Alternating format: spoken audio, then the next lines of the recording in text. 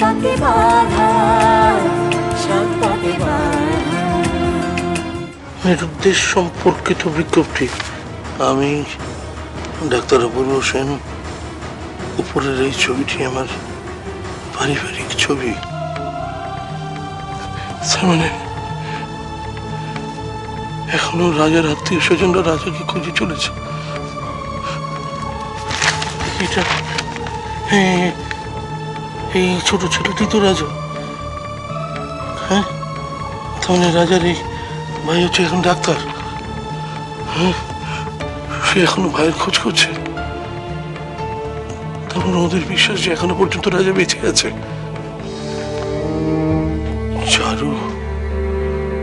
চারুকে একবার জানিয়ে আসি। হ্যাঁ, না, চারুকে জানানো ঠিক হবে না। বাবার হঠাৎ কি হলো? মামুনি। হ্যাঁ বাবা। মামুনি, মামুনি দেখো বিজ্ঞাপনটা বেরিয়েছে। বেরিয়েছে? এই নিচে লেখাটা পড়ো। হ্যাঁ, যাক বাবা, শেষ পর্যন্ত যে বিজ্ঞাপনটা বেরিয়েছে, এই শান্তি। এখন ভগবানের উপরই ভরসা বাবা, বল। কিন্তু মামুনি কই, এখনো তো একটা ফোন এলো না। তুমি দেখো, আমি ওখানে বিজ্ঞাপনের নিচে আমার মোবাইল নাম্বারটাও দিয়ে দিয়েছি। একটা ফোন পর্যন্ত আসবে। আসবে, ফোন আসবে, একটু ধৈর্য ধর। অনেকদিন অপেক্ষা করেছি, অনেকগুলো বছর আমি অপেক্ষা করেছি মামুনি, আর পারছি না। আমার মা ভাইকে আমি খুব মিস করছি মামুনি, আমি আর পারছি না। বাবা, বাবা, আমি তোর অবস্থা বুঝতে পারছি। অপেক্ষা কর, দেখবি সব ঠিক হয়ে যাবে, সব ঠিক হয়ে যাবে বাবা।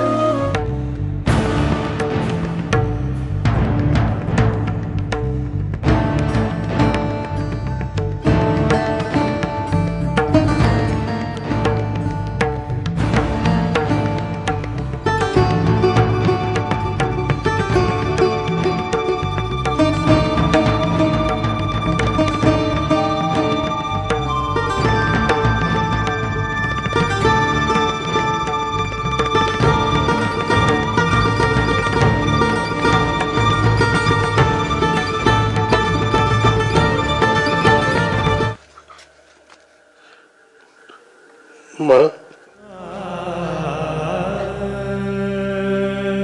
রাজা তো তোমারই দান।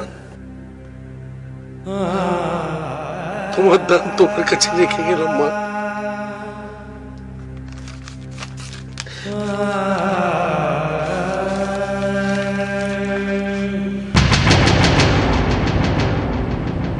রাজা এখন রোজ মামুনির বাড়িতে গান শিখতে যাচ্ছে।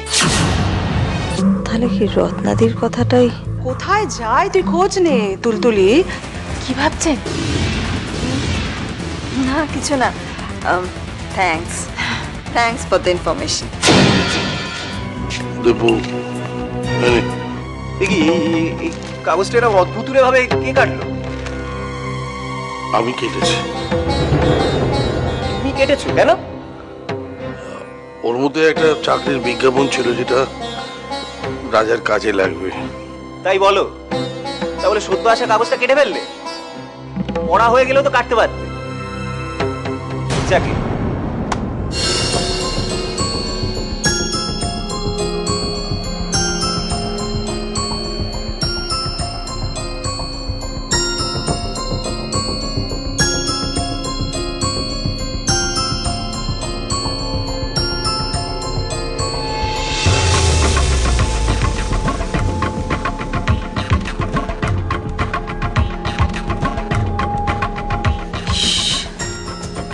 ঠিক আছে।